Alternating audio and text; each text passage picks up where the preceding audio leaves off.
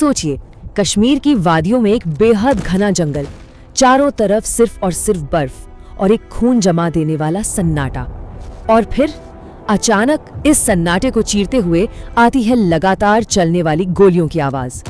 आज के इस सफर में हम एक ऐसी शौर्य गाथा और उस मिलिट्री ऑपरेशन के बारे में बात करने वाले हैं जो सच में रोंगटे खड़े कर देगा। एक ऐसी कहानी जहां मौत ठीक सामने खड़ी थी, लेकिन भारत का एक शेर अकेले ही उस मौत से आंख मिचोली खेल रहा था। आइए शुरू करते हैं।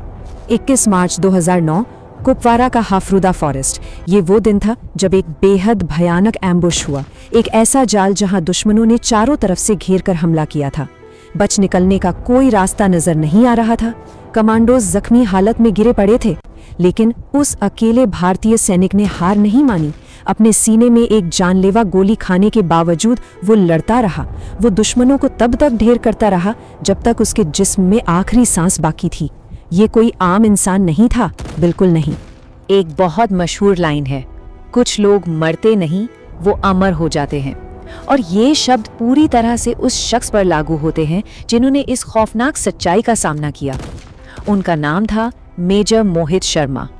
लेकिन एक इंजीनियरिंग कॉलेज में पढ़ने वाला आम सा लड़का आखिर भारत का सबसे खतरनाक, सबसे जानलेवा कमांडो बना कैसे? चलिए इस कहानी की शुरुआत से जानते हैं।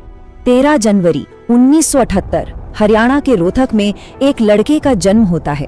बचपन से ही मोहित बाकी बच्चों से थोड़े अलग थे। जहां दूसरे बच्चे खिलौनों से खेलते, वहां वो सैनिकों की कहानियां बड़े गौर से सुनते थे। गाजियाबाद से स्कूल की पढ़ाई पूरी की, इंजीनियरिंग कॉलेज में एडमिशन भी मिल गया, लेकिन नहीं, उनके अंदर सिर्फ एक ही आग जल रही थी, किसी तरह देश की वर्दी पहनने की। उन्होंने सब कुछ छोड़ दिया, ठान लिया कि जाना तो आर्मी में ही है, और एनडीए का एग्जाम क्लियर करके निकल पड़े अपनी असली मंजिल की तरफ। फौज का ये सफर, जैसा कि हम सब जानते हैं, बिल्कुल आसान नहीं होता। एनडीए की ट्रेनिंग, जहां इंसान की बॉडी नहीं उसकी रूह तक को टेस्ट किया जाता है, हड्डियां तोड़ देने वाली मेहनत और अनुशासन। लेकिन मोहित ने न सिर्फ इस मुश्किल दौर को पार किया, बल्कि इंडियन मिलिट्री एकेडमी में उन्हें उनकी शानदार लीडरशिप के चलते बटालियन कैडेट एडजुटेंट बनाया गया। 1999 में वो लेफ्टिनेंट बनकर 5 मद्रास रेजिमेंट में शामिल हुए। पर सच कहूं तो उन्हें इससे भी ज्यादा कुछ चाहिए था। उन्हें एक ऐसी जिंदगी की तलाश थी जहां खतरा और मौत हर वक्त उनके साथ चले। और फिर उन्होंने चुना पैरा स्पेशल फोर्सेस को। ये इंडियन आर्मी की सबसे एलीट, सबसे खतरनाक यूनिट मानी जाती है। इनकी ट्रेनिंग में एक फेज होता है जिसे हेल वीक कहते हैं। यहाँ आते आते अच्छे अच्छे लोग टूटकर वापस लौट जाते हैं, लेकिन मोहित शर्मा टूटे नहीं। उन्होंने खुद को इंसानी हदों के उस पार पुश किया जहां डर का नामो निशान मिट जाता है। अब वो सिर्फ एक ऑर्डिनरी सोल्जर नहीं रहे थे, वो अपने दुश्मनों के लिए एक हंटर बन चुके थे। अब हम सीधे आते हैं साल 2004 पर। कश्मीर की घाटियां और एक बेहद संगीन इंटेलिजेंस क्राइसिस। इंडियन एजेंसीज को खबर मिलती है कि हिजबुल मुजाहिदीन के आतंकी किसी बहुत बड़े हमले की प्लानिंग कर रहे हैं। पर परेशानी ये थी कि उनके नेटवर्क को भेदना बिल्कुल नामुमकिन सा हो गया था। कोई भी ऑपरेटिव वहां अंदर नहीं जा पा रहा था। अब ऐसे अभेद्य किले में आखिर घुसा कैसे जाए? तभी भरी महफिल में सामने से एक आवाज आती है, मैं जाऊंगा। और वो ऑफिसर थे मेजर मोहित शर्मा। और यहां जन्म होता है एक बिल्कुल नए नाम का, इफ्तिखार भट्ट। जरा वक्त निकालकर इस बात की गहराई को सोचिए। इंडियन आर्मी का एक ऑफिसर अपनी दाढ़ी बढ़ाता है, वहां के स्थानीय कपड़े पहनता है और सीधे उन खूंखार आतंकियों के बीच उनके गढ़ में जाकर रहने लगता है। एक ऐसी खौफनाक और स्पाइन चिलिंग सिचुएशन जहां अगर उनसे एक छोटी सी भी चूक होती, एक छोटी सी गलती, तो उन्हें वहां जिंदा नहीं छोड़ा जाता। ये पूरा ऑपरेशन डिसेप्शन का एक बेहद खतरनाक खेल था। उन्होंने आतंकियों को एक झूठी कहानी सुनाई कि इंडियन आर्मी ने उनके भाई को मार दिया है और अब वो बदला लेना चाहते हैं। इस झूठ के जरिए वो उन टेरर कैंप्स की जड़ों तक अंदर चले गए। वो आतंकियों के साथ बैठते, उनकी सारी प्लानिंग गौर से सुनते और अंधी मौत के ठीक सामने बैठकर हर एक खुफिया जानकारी चुपके से इंडियन आर्मी तक पहुंचाते रहे। मौत हर वक्त उनके सर पर मंडरा रही थी। और फिर आता है वो दिल दहलाने वाला पल। आतंकी अपने उस बड़े अटैक की पूरी तैयारी कर चुके थे। उन्हें लग रहा था सब कुछ उनके प्लान के हिसाब से ठीक चल रहा है। और ठीक उसी वक्त मेजर मोहित शर्मा ने अचानक अपनी पिस्टल निकाली। बिना एक सेकंड गवाए बिना किसी हिचकिचाहट के उन्होंने बेहद करीब से उन आतंकियों को वहीं पर ढेर कर दिया। ये एक ऐसा हमला था जिसका आतंकियों को अपने सबसे बुरे सपने में भी अंदाजा नहीं रहा होगा। ये मिशन, जिसे शुरू में प्रैक्टिकली इम्पॉसिबल माना जा रहा था, वो पूरी तरह से सक्सेसफुल रहा। पूरी इंडियन आर्मी उस दिन हैरान थी। दुश्मन के गढ़ में घुसकर उन्हें वहीं उनके घर में खत्म करके वापस आना।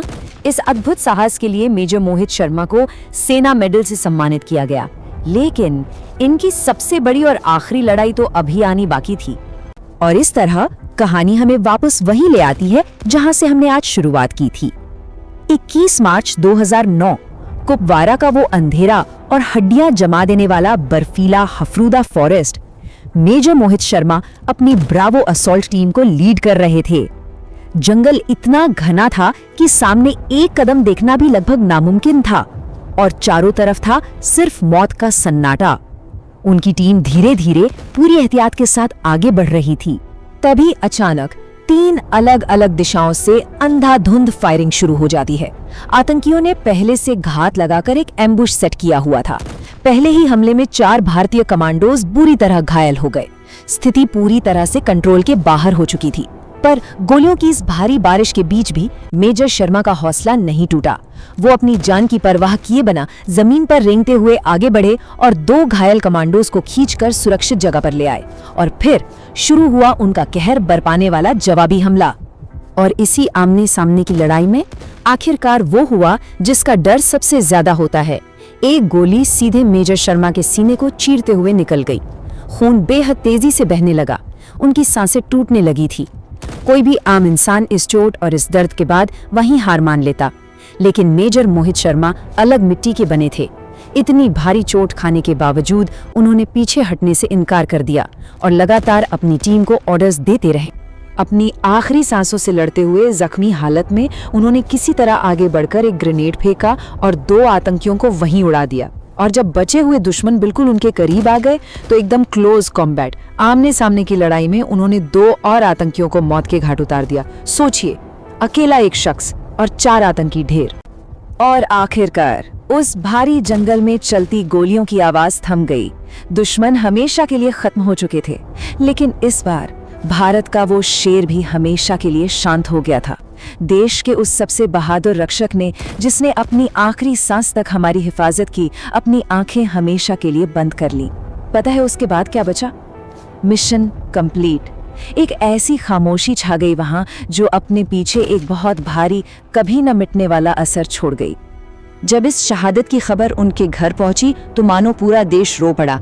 एक ऐसी क्षति जिसे कभी भरा ही नहीं जा सकता। लेकिन उस बेहद गहरे दुख और उन आंसुओं के बीच उनकी पत्नी मेजर ऋषिमा शर्मा ने अद्भुत हिम्मत का परिचय दिया। उन्होंने रोते हुए पूरे देश से सिर्फ एक बात कही, मुझे उन पर गर्व है। एक सच्चे सैनिक की पत्नी का ये हौसला सच में अपने आप में एक मिसाल है। उनके इस सर्वोच्च बलिदान को पूरे देश ने नमन किया। भारत सरकार ने उन्हें मरणोपरांत अशोक चक्र से सम्मानित किया। ये भारत का सबसे बड़ा पीस टाइम मिलिट्री डेकोरेशन है, जो केवल सबसे अद्वितीय साहस और आत्म बलिदान के लिए ही दिया जाता है।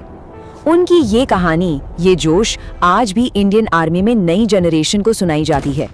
ये अशोक चक्र सिर्फ एक पुरस्कार नहीं है, ये उनके हमेशा के लिए अमर हो जाने की निशानी है। किसी ने क्या खूब कहा है, कुछ लोग जिंदगी जीते हैं और कुछ लोग इतिहास बन जाते हैं। मेजर मोहित शर्मा ने ये साबित कर दिया कि एक सच्चा सैनिक मौत से कभी खौफ नहीं खाता। उसे अगर डर होता है तो सिर्फ इस बात का कि उसके देश की सुरक्षा पर कहीं कोई आंच न आए। आज का ये पूरा वृत्तांत हमें सिर्फ एक बात गहराई से सोचने पर मजबूर करता है कि हम अपनी इस आज़ादी के लिए आखिर उन योद्धाओं के कितने कर्जदार हैं, जो अंधेरे जंगलों में अपने प्राण इसलिए त्याग देते हैं ताकि हम चैन से रह सकें। ये वो सवाल है जो हम सबको जरूर सोचना चाहिए। जय हिंद।